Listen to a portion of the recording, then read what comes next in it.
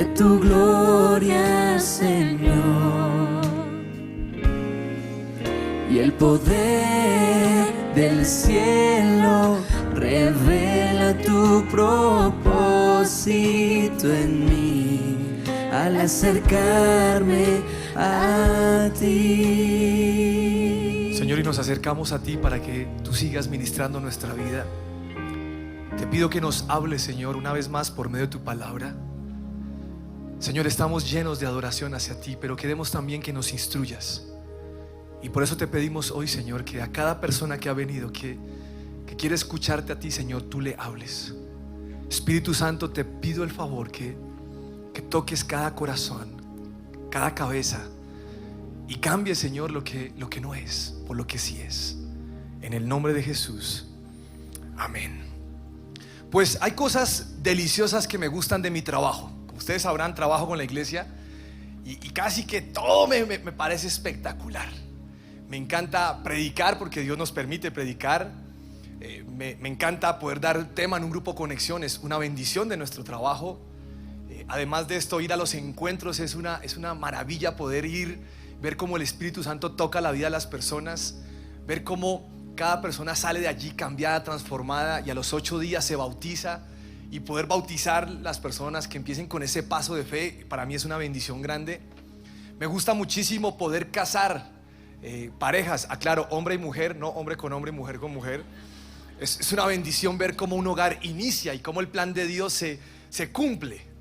Pero hay algo que no me gusta tanto de mi trabajo, y eso que no me gusta tanto son los entierros. Y no me gustan porque a veces yo no sé qué decir, y es difícil. A mí me gusta más animar a la gente, pero un entierro, veo el dolor, veo el sufrimiento, y yo digo, uy, Dios, no sé ni qué voy a decir. De pronto puedo ser imprudente. Pero hace un mes, junto con mi esposa, tuvimos que ir a un entierro. Y yo creo que de los que me han tocado, este es el que más me ha marcado. Y me marcó porque fue el entierro de una bebé de 3 meses de nacida. Y esta pareja que tuvo su bebé un año atrás, y por eso llegó a la iglesia, habían perdido otra bebé de 3 meses bajo la misma circunstancia. Y fue inevitable para mí, fue imposible no preguntarme, Señor, ¿por qué? Señor, ¿dónde estás tú en estos momentos tan difíciles para esta familia? Me cuentan que en el grupo Conexión habían ayunado, habían orado y habían buscado la voluntad de Dios, y sin embargo Dios se la llevó. Y a veces la pregunta sería también, Señor, ¿y por qué no te llevan los ladrones, los estafadores, los tramposos? Y esta bebé tenía tanto futuro, ¿por qué? Pero no solamente con estas preguntas de esta situación, de esta pareja, uno se plantea estas preguntas, sino que también veo que hay niños que vienen aquí a la iglesia, y estos niños van a su presencia Kids, y en su presencia Kids les enseñan que Super Dios es todopoderoso, que Super Dios está para ayudarles. Pero estos niños, cuando pierden a su papá, o su papá se va de casa y deja a su mamá después de tantas peleas, se preguntan, ¿dónde está Super Dios? Hay mujeres solas que vienen aquí y seguramente le preguntan a Dios, ¿dónde estás? ¿Por qué no cambias a mi marido? Y si usted está soltera, pregunta, Señor, ¿dónde está mi tinieblo? Y hay preguntas para Dios con respecto a esto. Frente a la muerte de un ser querido, cuando usted es cristiano, usted quiere que ese ser querido se sane y que no se pierda, y seguramente usted ora por ese amigo, esa amiga, usted familiar va y ora, y no pasa nada, sino que se muere, y usted le pregunta a Dios, entonces ¿para qué oré? Si te lo ibas a llevar, ¿para qué oré? Otros llevan años orando por algo y nada de nada, no sucede absolutamente nada. Otros pueden pelear con Dios porque Dios les dio algo en su cuerpo, en su físico o en su forma de ser que no les gusta. Yo a veces le he dicho a Dios que cuando me iba a hacer a mí, ahí paró la máquina de las narices y me dio la nariz, puso el molde aguileño y me tocó a mí el molde aguileño, pero yo quería el respingado. Y Dios me hizo como no, y además dio un par de cachetes gigantes, entonces decía, Señor, ¿ahora cómo luzco? Afortunadamente existen los brackets y eso me bajó los cachetes.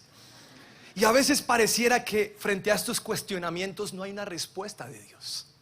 Son preguntas que nos hacemos y no sabemos qué hacer. Ahora, lo más fácil en medio de nuestra impotencia es enojarnos con Dios.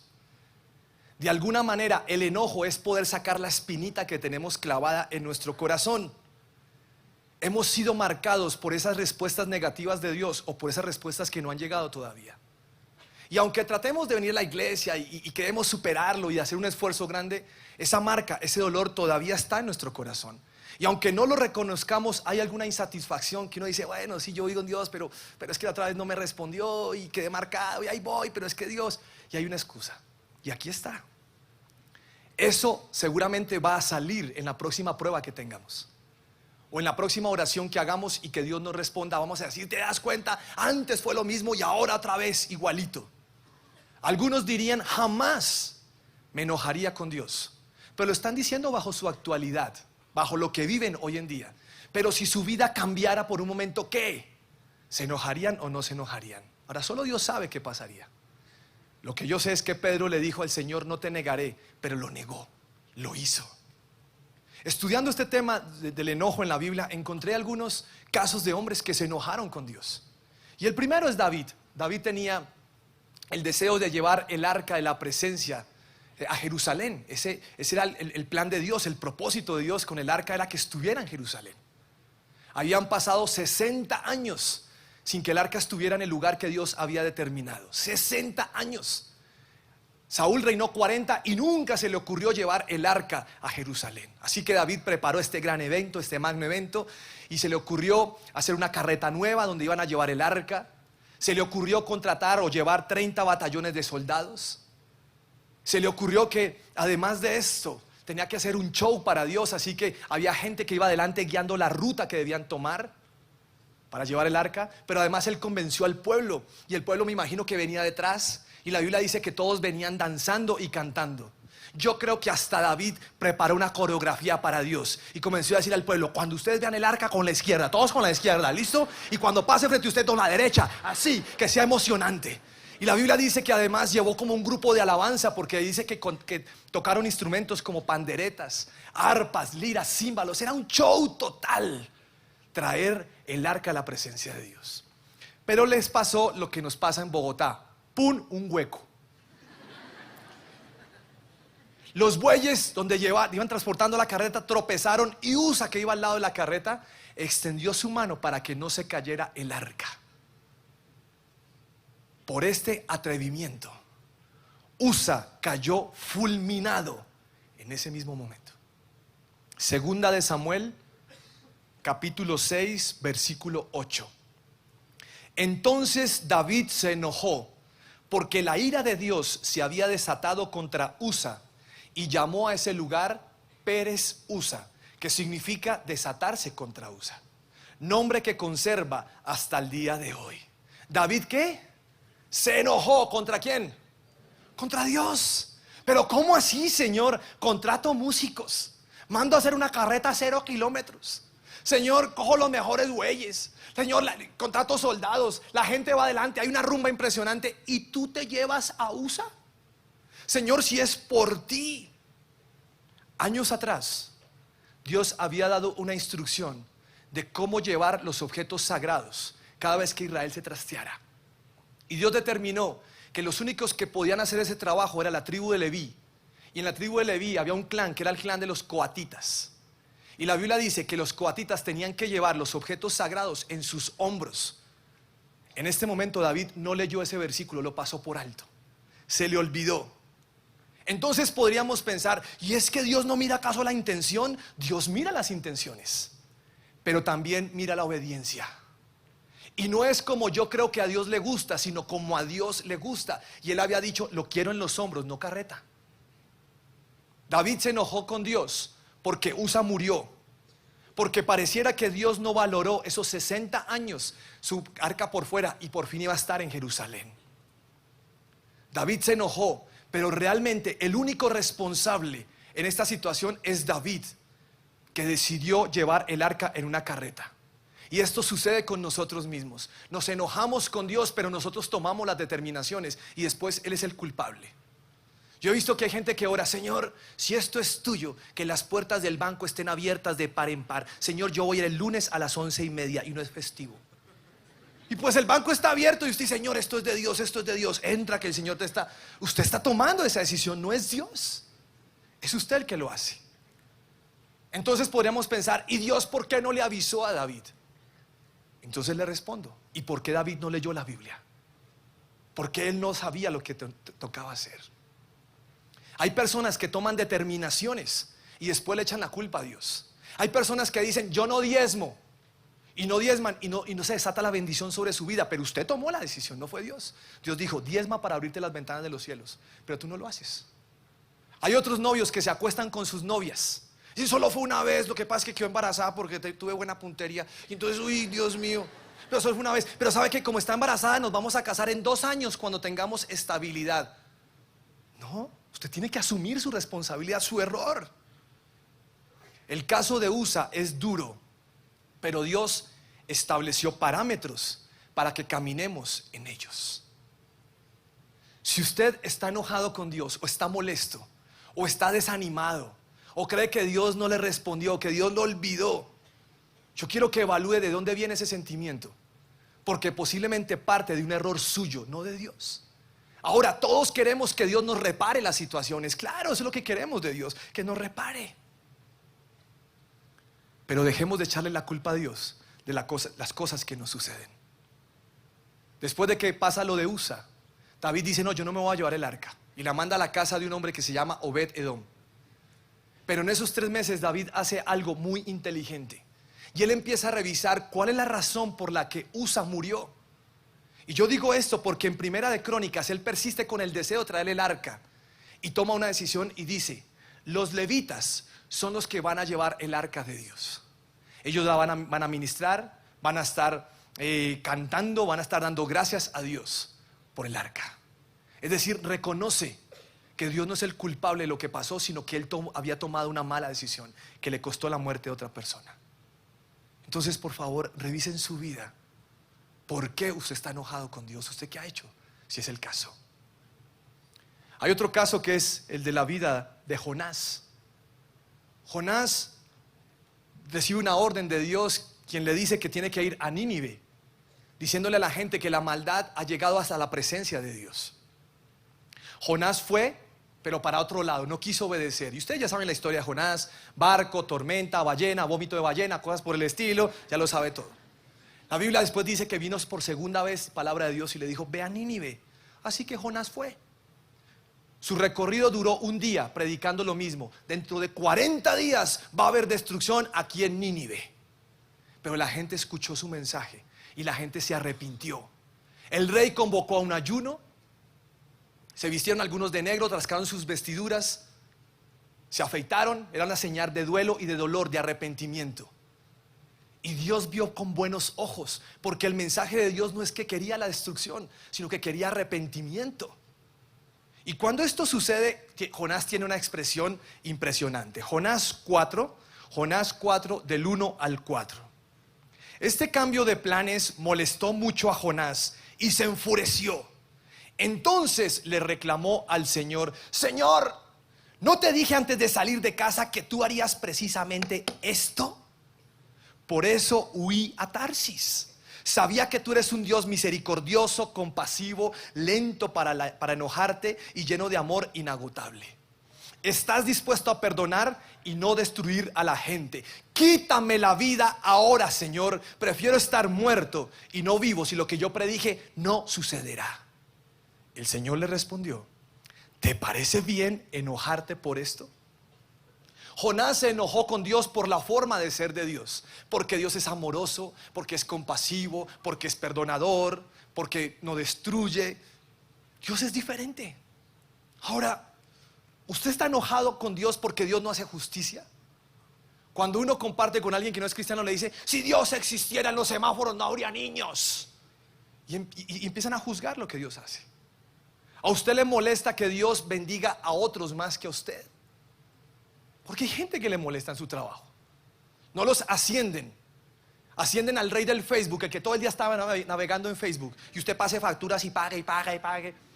Y al momento del concurso y el ascenso, ¿a quién ascienden? Al rey del Facebook. Y usted se da cuenta, Dios nunca mira. Claro, asciende a los malos, y los buenos, ¿qué? ¿Dónde estamos? Y empieza usted a molestarse con Dios. ¿Le incomoda cómo procede Dios? ¿Le da piedra que el tramposo prospere? Pues esta es la expresión de Jonás: Señor, quítame la vida. Prefiero muerto si esto no va a suceder, si lo que yo dije no va a pasar. Ahora, yo podría orar así por ustedes ahora mismo. Señor, si hay alguien que se me duerma en la prédica, Señor, no lo despiertes hasta la eternidad, llévatelo. Y si alguno se levanta al baño, Señor, que se caiga por la taza.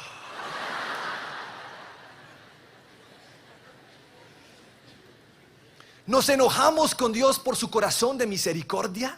Esto es lo que está diciendo Jonás. Ahora, esto no es así, pero ¿y qué si el infiel tiene más dinero que nosotros? ¿Y qué? ¿Qué vamos a hacer? ¿Y qué si el que copia los exámenes en la universidad y usted estudia todo el tiempo le va mejor que a usted y le dan matrícula de honor? ¿Y qué va a hacer? ¿Y qué si al que echan la compañía es a usted y no al rey del Facebook? ¿Y qué va a hacer? Pues el Señor le pregunta, ¿te parece bien enojarte por esto? ¿Vas a estar histérico con el Señor porque no te bendice como tú quieres? Después de hacer esta oración de quítame la vida, Jonás pensó que Dios le iba a responder, así que que estuvo a las afueras de Nínive y estaba esperando que Dios destruyera Nínive. Parecía que hacía mucho calor, así que Dios permitió que una planta creciera encima de Jonás y que una hojita le trajera sombra. Era su cachucha en forma de hoja. Y entonces estaba feliz, pero al otro día dice que un gusano picó la matica y se murió. Jonás 4, versículo 8 y 9. Así que cuando el sol se intensificó, Dios proveyó un viento abrasador del este para que soplara sobre Jonás. El sol pegó sobre su cabeza hasta que se sintió tan débil que deseaba morirse y exclamó: es mejor morir que vivir así. Entonces Dios le dijo a Jonás: ¿te parece bien enojarte porque la planta murió? Sí, replicó Jonás, estoy tan enojado que quisiera morirme, estoy fúrico, histérico. ¿Cómo se te ocurrió hacer esto? Jonás es un gran profeta, pero es berrinchudo. Ayer estudié y no se dice berrinchoso, porque berrinchoso para los panameños y peruanos puede ser hacerse chichi. Y como este programa es internacional, yo tengo que decir berrinchudo. La gente quiere que Dios haga lo que ellos quieren. Ahora, Jonás no entendió que el mensaje de Dios era un mensaje de arrepentimiento. Jonás en sus oraciones utiliza el término quítame la vida. Ahora, ¿usted ha orado así alguna vez? Estoy harta, quítame la vida, Señor. Prefiero morirme que volver así, hacer fila en el nuevo altar allá. No, haga tal. Quítame la vida. Ahora, le voy a traducir quítame la vida hoy en día. No vuelvo a la iglesia. Me voy para el mundo y punto. Grupo Conexión, nada que ver. Tú no existes, tú no cumples, vete, me has hecho daño, vete lejos de aquí. Esa es la pataleta de muchos. Deja de ser tan berrinchudo. Romanos 9:20. Romanos 9:20 dice: ¿quién eres tú, simple ser humano, para discutir con Dios? ¿Quién eres tú? ¿Acaso el objeto creado puede preguntarle a su creador: ¿por qué me has hecho así? Cuando un alfarero hace vasijas de barro, no tiene derecho a usar del mismo trozo de barro para hacer una vasija de adorno y otra para arrojar basura. Cuando leí esto estuve contento con mi nariz. Algunos cristianos piensan que el cristianismo es como un show de delfines. ¿Usted ha visto los shows de delfines que sale el adiestrador con un pito aquí, que solo escuchan los delfines y les hace, y el delfín sale, bueno, eso parece una gallina, pero y vuelve aquí y hace, y entonces el adiestrador le echa pescado? Y algunos cristianos piensan, van y oran y vuelven: Señor, ya oré, ¿que ahora qué sigue? Y solo esperan una recompensa material de Dios. Ahora, eso es su obligación, es orar. Si usted es como un delfín, usted no ha aprendido a valorar a Dios, ni su amor, ni su admiración, ni tener admiración hacia Él.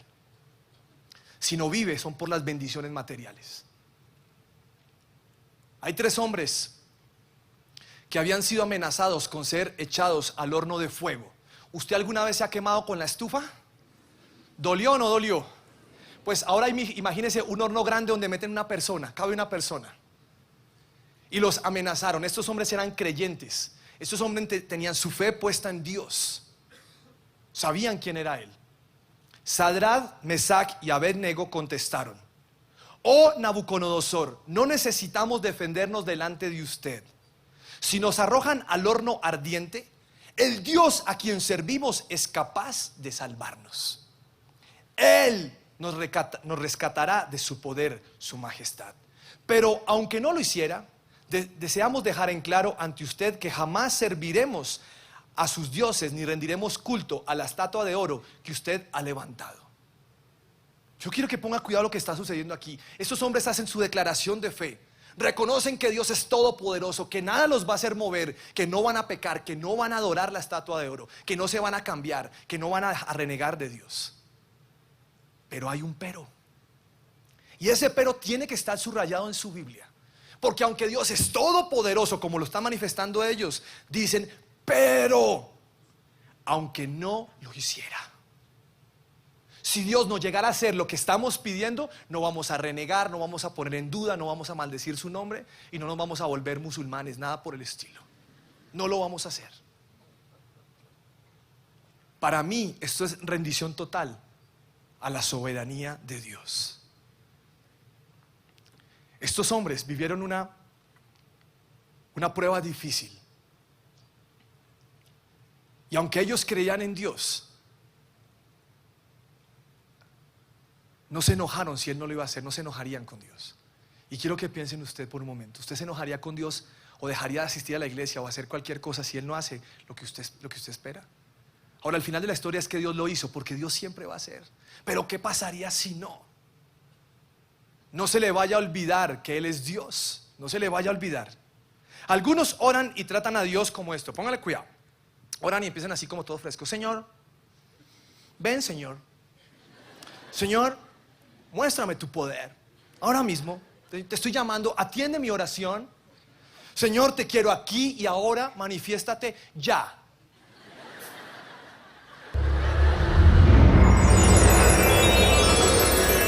Sí, amor.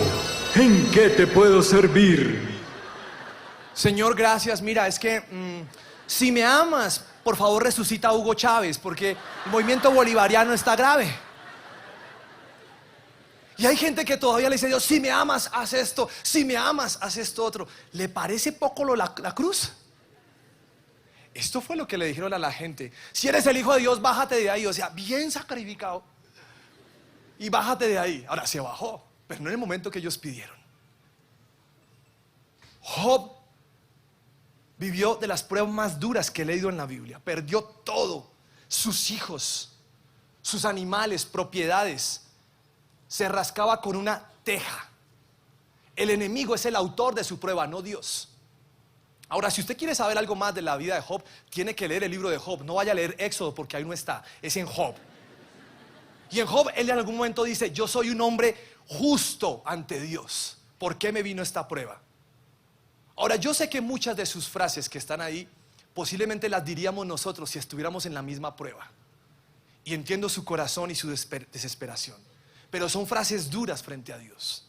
La primera, ¿te parece bien oprimirme mientras tú te muestras complaciente ante los planes del malvado? ¿Te parece bien, Señor, que al malvado le vaya bien? Si Dios se decidiera a destrozarme por completo, Dios rechina sus dientes contra mí. Vivía tranquilo, pero Él me destrozó. ¿Cómo añoro los meses que se han ido, los días en que Dios me cuidaba? Decirlo, él cree que lo dejó de cuidar. Implacable te vuelves contra mí, me atacas con el poder de tu brazo. Yo entiendo lo que hacemos aquí en la iglesia con los procesos de sanidad. El proceso de sanidad dice que usted tiene que sacar la piedra con Dios, sáquelo, pero no se puede quedar allí. Ser sanado es entregarle ese dolor a Dios, perdonarse a usted mismo, perdonar a Dios si fuera necesario, aunque no necesita ser perdonado, y ser libre y seguir su vida. Eso es un proceso de sanidad. Después de que Job durante 30 y pico de capítulos manifiesta su dolor, Dios decide romper el silencio y le responde. Eso está en Job 38. De ahí en adelante usted va a encontrar la respuesta de Dios. Entonces el Señor respondió a Job desde el torbellino: ¿quién es este que pone en duda mi sabiduría con palabras tan qué? Ignorantes. Ni siquiera le dice, oiga Job, ¿quién es usted? Sino, ¿quién es este que pone en tela de juicio mi sabiduría con palabras tan ignorantes? Pues prepárate, muestra tu hombría, porque tengo algunas preguntas para ti y tendrás que contestarlas. Y si usted lee va a encontrar preguntas que uno dice, Señor, ¿yo para qué le dije esto a Dios? ¿Dónde estabas tú cuando hice el caballo con sus bríos? ¿Dónde estabas tú cuando puse la osa mayor y la osa menor? ¿Dónde estabas tú cuando hice los mares y les puse límite? Y empieza a hacerle preguntas que ni idea la respuesta. Entonces el Señor dijo a Job, ¿todavía quieres discutir con el Todopoderoso? ¿Te queda fuerza para discutir conmigo? Y me gusta que utiliza el término todopoderoso. ¿Por qué no utilizó, todavía quieres discutir con el proveedor, con la roca, con el anciano de días? No, le está diciendo, Job, yo soy todopoderoso, no se te puede olvidar. Es decir, que me he bajado a tu nivel para que me puedas entender, pero no me maltrates, yo soy el todopoderoso. ¿Tú criticas a Dios pero tienes la respuesta? Y es que hay gente que vive criticando a Dios, tú no respondes, me abandonaste, me dejaste, como si es costeño dice me dejaste, si es cachaco dice me dejaste, y dicen de todas las cosas. Tú eres el culpable, tú criticas. ¿Pondrás en duda mi justicia y me condenarás solo para probar que tienes la razón? ¿Vas a rajar de mí solamente para que tú estés justificado? ¿Acaso eres tan fuerte como Dios? ¿Puede tronar tu voz como la suya? Mire, salgan las cosas o no como queremos, Él es Dios. Él es Dios, no va a dejar de ser Dios. Así que si usted ha estado un poquito como, ¿será que sí, será que no? No se le olvide que Él es Dios. Ahora, no lo quiero mandar para su casa apaleado. Porque de pronto llega y le preguntan, ¿cómo le fue en la iglesia? Sufriendo. No, solo que tengo un poco de celo, pensando que hay gente que solo busca a Dios cuando da y cuando quita, entonces no lo quieren. Pero tengo buenas noticias. Y le quiero hacer una pregunta. Si usted ha decidido poner su vida en las manos de Dios, ¿usted cree que Dios haría algo malo por usted? ¿Usted cree eso de Dios? Dios no podría hacer algo malo. Señor, te pongo a mi marido. Señor, y Dios, ay no, cójale usted, yo ¿quién encartó con él? No, Dios no haría eso. Aunque me hubiera equivocado. Porque estoy poniendo la situación en sus manos. Ahora quiero que lo tenga en cuenta lo que le pregunté. Si usted ha entregado su vida en las manos de Dios, porque es que a veces solo queremos el milagro en el momento. Si usted le ha entregado el control, ¿tiene por qué preocuparse? No, Dios tiene el control. La Biblia dice, todo el que confía en Él no será jamás defraudado. Dios no defrauda. Tal vez su papá lo decepcionó, lo abandonó. Tal vez su pareja le fue infiel. Algún jefe le prometió algo en la compañía le prometió algo y no le cumplió. Usted le confió a alguien o algún secreto a su mejor amigo y lo traicionó, pero Dios no es así. Dios no es así. Así que este es el momento de dejar el enojo, el resentimiento, las mentiras, el engaño y creer que Dios es diferente y tiene algo nuevo para mí. Tengo un versículo que está en el Salmo 22, 24. Me gustaría que al salir de aquí, si usted quiere, coja una hojita y escriba ese versículo y péguelo en algún lugar. Porque es necesario tener la palabra de Dios pegada en nuestras casas para saber lo que dice. Escuche esto. Salmo 22, 24. Pues no ha pasado por alto, ni ha tenido en menos el sufrimiento de los necesitados. No les dio la espalda, sino que ha escuchado sus gritos de auxilio. ¿Podría leer este versículo por favor en voz alta? A la voz de 3, 1, 2 y 3.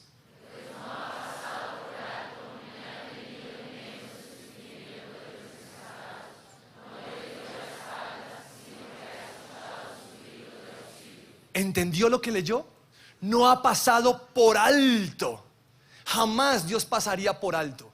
Si como familia ustedes se reunieron a orar, o individual o como sea, joven, adulto, usted oró por sus papás, por quien quiera, Dios jamás pasaría por alto su petición, jamás, jamás. Por el contrario, no tiene en menos el sufrimiento, no le va a dar la espalda. Dios no da la espalda. Algunos creen que Dios no, es que Dios me abandonó. No, Dios no da la espalda. A veces está expectante en lo que va a suceder, pero no es Dios el que dé la espalda, sino que escucha nuestros gritos de auxilio. Ese es Dios. Y si usted está en una situación difícil y usted está orando, Dios no ha dejado eso de lado. ¿Hasta dónde está dispuesto usted a orar por eso? Esa es su respuesta. Hace un año tuvimos un ataque en nuestra fe demasiado fuerte con mi esposa. Nos pusimos a pensar en el futuro y pensamos que nuestra hija se va a casar. Ahora, no tan rápido, se va a demorar un poquitico, pero dijimos se va a casar. Y cuando pensamos en que se iba a casar, dijimos, ¿y qué va a pasar con nosotros? Y se nos ocurrió una pregunta que yo creo que esto no venía de Dios sino del diablo. Y es, ¿y si ustedes se mueren qué? Inmediatamente pensamos en nuestra hija Manuela, que tiene silla de ruedas y que depende 100% de nosotros. Y al momento de responder empezamos a sentirnos angustiados como, ¿y si nos morimos qué? Porque Manuela necesita a sus papás. Tenemos gente que nos rodea, pero los que llevamos la carga somos mi esposa y yo. Y empezamos a decir, no, pero ¿y se muere qué? Y el remedio, y su vida, y el dinero, y todas las cosas. Y duramos angustiados como un par de días. Pero decidimos orar, dijimos, no, esto no podemos darle tantas largas, tenemos que orar y buscar a Dios. Y no es la oración de 5 minutos de Señor, en tus manos está Manuela, amén. No, Señor, no tiene que decir, Señor, ¿qué va a estar pasando aquí? Y empezamos a orar, 1 día, 2 días, 3 días, Señor. Y llegamos a la conclusión de que Dios es quien decide sobre la vida de Manuela, no nosotros. Nosotros la cuidamos hasta donde podemos. Y le dijimos al Señor, Señor, si morimos, creemos que tú la vas a cuidar de alguna manera. Pero Señor, si ya se acerca el tiempo de morir y tú decides llevártela, Señor, será lo mejor para nosotros. Creemos que tú lo vas a hacer, confiamos en ti. Y oramos así varios días y se fue. Pero a veces el pensamiento quiere volver, y si no, diablo inmundo, lárguese. Dios tiene cuidado de nosotros. Esa es nuestra fe que no puede ser vulnerada. Voy a terminar con el siguiente pasaje que está en otro salmo. El Salmo 37, versículo 5. Pon tu vida en sus manos. Esto es una orden. En su Biblia tiene que estar subrayado como un mandato de Dios. Pon tu vida en sus manos. Ahora, por eso es que a veces no hay respuestas, porque usted no ha puesto su vida en las manos de Dios. Póngala en las manos de Dios. Señor, ahí te dejo. Tú decides. Pon tu vida en las manos del Señor. Y después dice, confía plenamente en Él. Plenamente, Señor, te entregué ese problema, pero es que mañana me embargan. Pon tu vida en las manos de Dios y confía plenamente en Él. Cuando lleguen los chepitos, dile, yo confío en el Señor, siga para adelante, tranquilo, ese fue mi error, no me voy a enojar, hágale. Confía plenamente. Así está el horno de fuego ahí al lado, confía plenamente. Y mire cómo finaliza ese pasaje. Y Él actuará en tu favor.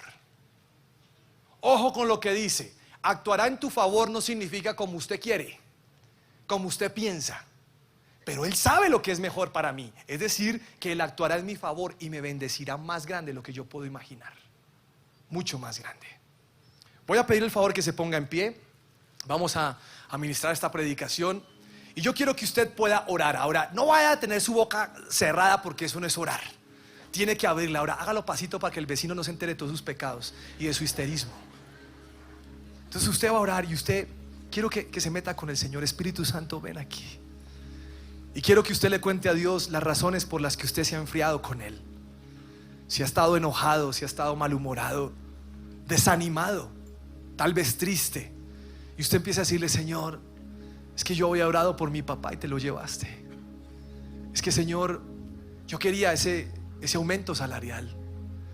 Señor, es que yo quiero que traigas a mi esposo a esta iglesia, ya ha pasado tanto tiempo. Señor, es que te he pedido por mi hijo que está en la rebeldía, Señor, sumido en la rebeldía. Señor, es que me da rabia que yo necesitaba esa beca en la universidad porque no hay dinero y se la ganó ese vago, Señor. Y quiero que le diga a usted por qué está enojado con Dios, por qué está molesto con Él. Tal vez usted ha esperado una respuesta de Dios y esa respuesta no llegó o no ha llegado. Y usted le diga, Señor, ¿entonces para qué oro? Y el diablo se aprovechó de esa situación y empezó a decirle, se da cuenta, Dios no responde, Dios no sé qué. Y usted ha creído esto. Y quiero que le diga a Dios, Señor, pero yo no quiero estar así contigo. Yo no quiero pelear contigo. Yo no quiero estar distante de ti. Yo no quiero, Señor, creer que tú no eres capaz de hacer milagros hoy en día. Señor, te pido perdón por juzgarte, por criticarte, por creer que tú tienes que atenderme cuando yo te llamo, porque he creído que tú eres el genio de la lámpara. Señor, ven aquí, atiéndeme. Te pido perdón. Pero, Señor, también decido perdonarte Señor, aunque no lo necesites, decido perdonarte, porque yo pensé, Señor, que ibas a hacerlo como yo quería, y porque me senté a las afueras a ver cómo destruías ese problema y no llegó, y me enojé contigo, Señor. Te pido perdón y te perdono hoy. Y yo quiero hoy, Señor, empezar a declarar lo que la Biblia dice, porque estamos en medio de una guerra espiritual contra las tinieblas. Y yo quiero declarar hoy, Señor, que el que confía en ti jamás será defraudado. Y yo quiero que usted lo declare y usted se convenza de lo que está diciendo, porque podemos leerlo y decir, ay, sí, no será defraudado, pero quiero que lo crea. Señor, he puesto mi confianza en ti y yo no seré defraudado. Señor, he clamado por ese milagro y no seré defraudado. No seré defraudado, porque tú no eres un Dios de mentiras ni eres de engaño. Tú no me dejas abandonado. Quiero que le diga también al Señor: Señor, tú no pasas por alto mi oración. Señor, tú no tienes en poco mi sufrimiento. Señor, has visto mis lágrimas, has visto mis gritos desesperados. Señor, has visto que te necesito, Dios, te necesito. Y la Biblia dice, Señor, que tú no das la espalda. Y aunque pareciera que sí, Señor, no es así. Tú no das la espalda. Has escuchado mis gritos de desespero. Has escuchado el clamor de mi corazón. Señor, hoy pongo mi vida en tus manos. Y yo quiero que usted ponga su vida en las manos de Dios. Entréguele su vida. Señor, te recibo como mi Señor y mi Salvador. Pongo mi vida en tus manos. Esa situación, pero no te quiero solamente en la situación, sino quiero que tú seas el Rey de mi vida completamente. Y hoy, Señor, decido confiar plenamente en ti y solo en ti. Confío plenamente en ti. No hay una opción B. Señor, lo que tú quieras estará bien, Señor, porque yo sé que tú no harás algo malo por mí, Señor. Y declaro que tú actúas en mi favor. Tú actúas en mi favor. Y esa es mi paz y mi tranquilidad hoy, Señor. Que aún así me muriera, Señor, tú tienes control de mi familia. Que aún así, Señor, perdiera todo, jamás dejarías de alimentarme. Si fuera necesario, enviarías un cuervo, Señor, para traerme carne, porque tú eres así. Tú actúas en mi favor. Yo lo creo hoy, Señor. Dios fiel, toda mi confianza está en ti. Dios fiel, confío en ti. Dios fiel, toda mi confianza está en ti. Dios fiel, confío en ti. Dios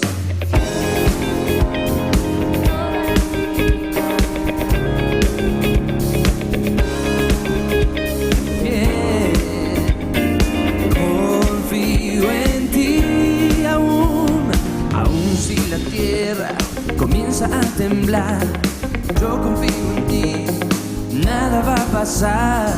Y si las montañas se derrumban en el mar, tú eres mi Dios, tu favor brillará. Dios fiel, toda mi confianza está en ti. Dios fiel, confío en ti. Dios fiel, toda mi confianza está en ti. Dios fiel,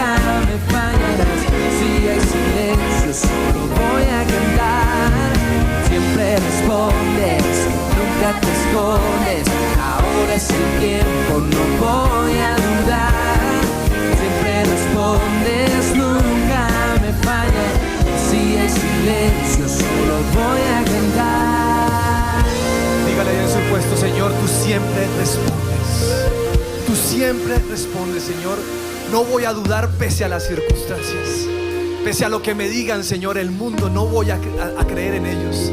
Y aún, Señor, si tu respuesta tardare, yo voy a esperar en ti, porque tú no das la espalda, Señor. En el nombre de Jesús. Amén. Pueden sentarse, por favor, son tan amables. Si hay alguien que nos acompaña